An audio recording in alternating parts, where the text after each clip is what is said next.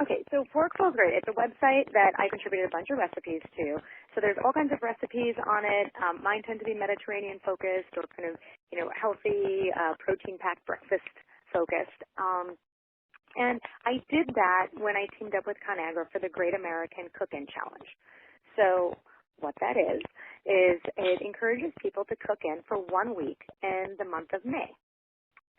And, kind of, even though, obviously, you're from Chicago, I'm from Chicago, I love to eat out. But, it's really great to cook in. And a lot of people are intimidated to do that. And so I'm trying to get people back in their kitchen, at least a few nights a week. Yeah. I'm an avid cook myself, so I really appreciate that direction that you're heading in. And it's one of the suggested questions is why is it that home cooking shows are more popular, but still people don't actually do much cooking themselves? And my personal opinion is that because cooking shows are so involved and they show such a high level of skill. But what's your take on why the shows are popular, but the cooking itself isn't keeping up to speed with that? Well, I think it's a few things. I think you're absolutely right that I think cooking shows have become much more sophisticated. And also somewhat sanitized. And what I mean by that is everything looks so perfect that it kind of is intimidating to, people who don't cook all the time. They're like, oh my God, I can't do that. And people forget that chef has a prep team that's gone out sourcing all their ingredients, cooked everything up, that's why they're able to show the recipes they show. But, you don't have to cook some crazy elaborate dinner. Go out to a restaurant for that, but you can cook really flavorful, great food at home, and it's easy and fun. And that's what I guess I'm just trying to have people remember, that it's fun to cook in. It's just as fun to cook in as it is to eat out. Yeah. Well, and with the proliferation of the cooking blogs, too, and all the recipe sites, it seems like there are some maybe unrealistic expectations about how easy it should be and how it should look, because even you get each step of the way instructions.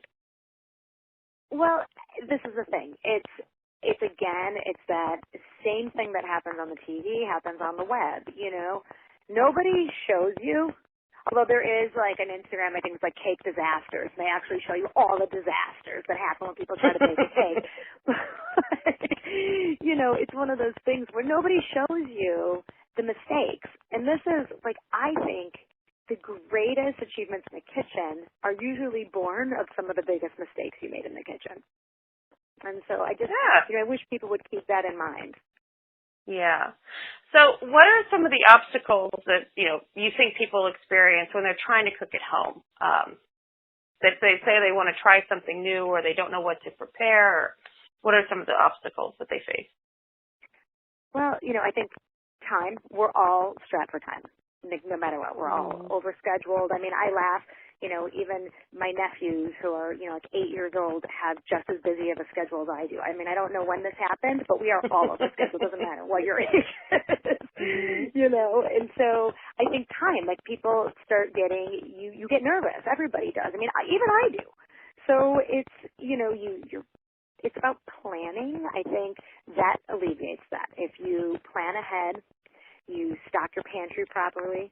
I like to always have a few ingredients. I always have olive oil. I always have garlic. I always have onions.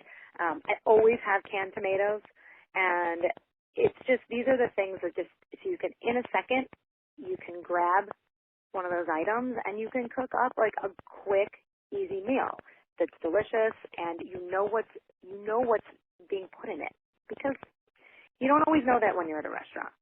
It's just, and it's not necessarily that they're putting anything bad in it per se. It's just that sometimes the amounts of oil or butter or salt that go in there, just aren't healthy on a daily basis. Mm-hmm. Do you have a couple of just quick, easy recipes that you can suggest for people to just start off with if they're just wanting to get back into the kitchen? What are a couple just easy dishes they can make that are not intimidating for them? Well, I think a tomato sauce, just a really quick tomato sauce, is super easy. So if you start with saute, so heat up some olive oil, saute a little bit of garlic. Just don't make sure it doesn't brown because that actually makes it bitter. And if it does brown, no problem. Just throw it out and start over. And then, if it's seasonal, you can use fresh tomatoes. But honestly, I think canned tomatoes are great to use year-round. And part of the reason is they're picked at their optimum freshness, and that's when they're canned. So no matter what time of year, even if it's not tomato season, they still have that fresh flavor and the right acidic balance to them. So, for instance, Hunt's tomato has various flavors. You can use, there's an oregano, there's a rosemary, there's a garlic. So if you're really pressed for time and you don't even want to have to deal with anything but maybe a little salt, I would say go with one of the flavor profiles that you really like. And then put that in the pan, saute it up, and then cook up some pasta. You can even chicken, and honestly, season it with a little salt and pepper, and it's done. It's 8 to 10 minutes. I mean, there's almost no excuse. I mean, it's all items that you can actually store in your pantry and have a quick meal. And now, take that same sauce, add some olives to it, add some capers to it, and then all of a sudden, you have this kind of like nice saltiness, or briny, like saltiness to it from that. Now, add some spicy red chili pepper flakes. You've made it a little bit spicy. So I think it's about kind of taking, I like I said, I like to take tomato sauce and kind of do it in many ways. Take that same tomato sauce, put it in a blender, and then chill it, and you have a vinaigrette. So it's, you can add a little bit of vinegar. Yeah, I mean, it's so great. So right now, one of the really big trends is these grain bowls.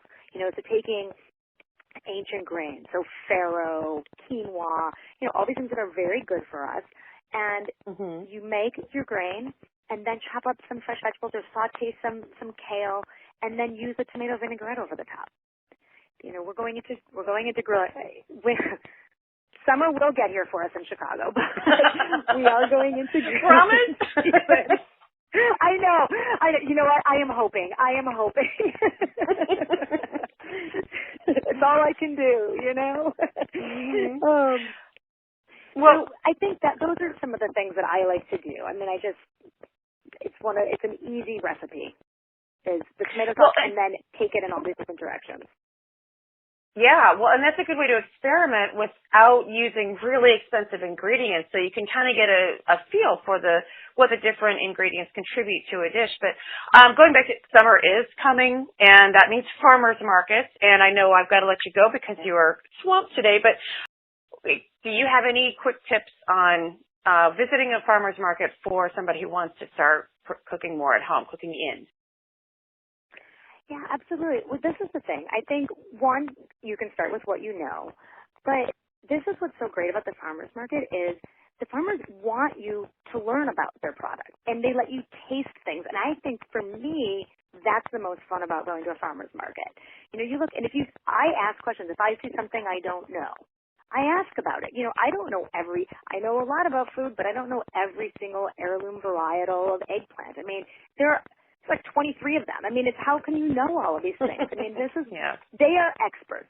So for me, I always say rely on the expert. And so that's really what I say is pick out a few things you know, and then every time you go, try some things you don't know. And what I would love actually if during the Great American Cookin' Challenge that some of your listeners and your readers pledge to join us on Twitter and Instagram with our hashtag GreatAmericanCookIn.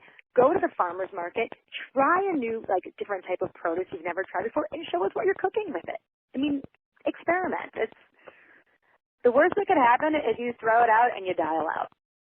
Right. Try something else. Okay, so where can we get more recipes and inspiration and learn more about the Great American Cookin'? So go to forkful.com. It has tons of recipes on it. It has a bunch of my recipes, and it has a bunch of tips for planning ahead, choosing produce, all of those things. Fantastic. Well, thank you very much. I'm going to be browsing that myself just so that I can get some inspiration, because even though I do like to cook at home, after a while you start doing the same thing over and over. So this will be a good way, and I definitely will be participating in the Great American Cookin' myself. Awesome. Fantastic. let us know what you're cooking.